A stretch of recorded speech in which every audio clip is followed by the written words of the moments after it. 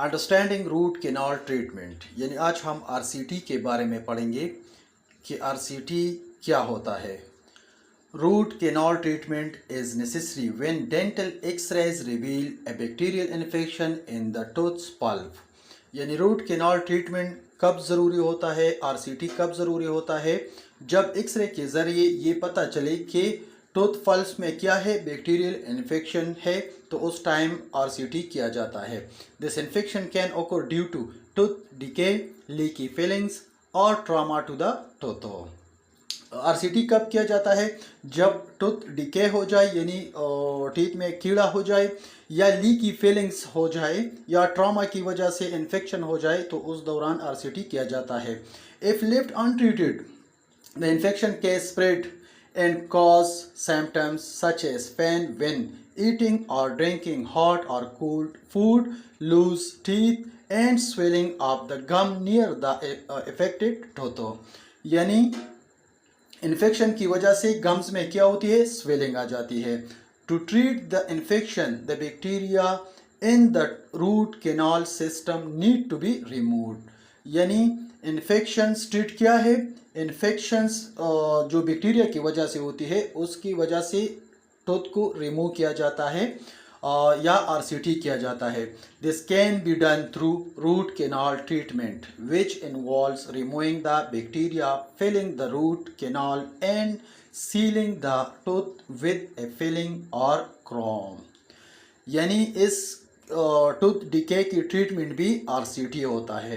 The procedure is usually painless and no more unpleasant than having a filling. यानी जो RCT की procedure होता है ये पेनलेस होता है और साथ में फिलिंग की प्रोसीजर भी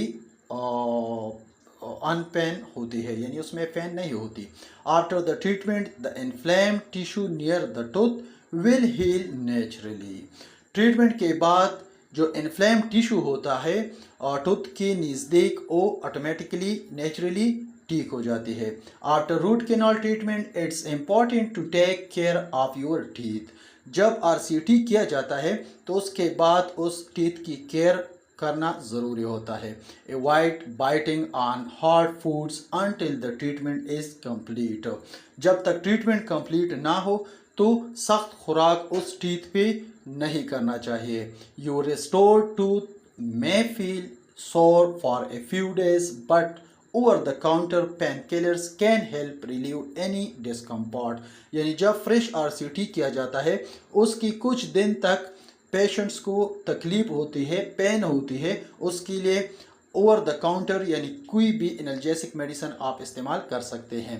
if you still experience pain और swelling after using pain killers it's recommended to visit your dentist.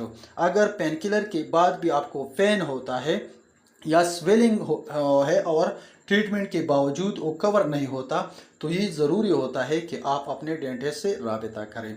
Bye keeping your teeth clean, avoiding surgery, sugary foods and quitting smoking, you can reduce the chances of needing further root canal treatment. यानी अगर आप अपने teeth को साफ रख के sugary foods ना खाएं तो इससे भी आप अपने टीथ की हिफाजत कर सकते हैं। Root canal treatment is a painless procedure that can save a tooth from being completely removed. RCT painless procedure है और इसी के थ्रू आप टीथ को बचाया जा सकता है। किस चीज़ से? रिमूव से, यानी आप उसको निकालने से बचा सकते हैं आरसीटी के थ्रू। It is important to address any toothache promptly to prevent the infection from spreading। ये टूथ एक से क्या कर सकते हैं आप? इसको अपने आप को बचाया जा सकता है इसी आरसीटी के थ्रू। यानी जब भी किसी टीथ में कोई कीड़ा हो जाए आरसीटी के थ्रू उसकी पेन ख़त्म हो जाती है। With proper care and maintenance a tooth can survive for up to 10 years after root canal treatment. यानी आरसीटी के बाद टीथ 10 years तक यूज़ हो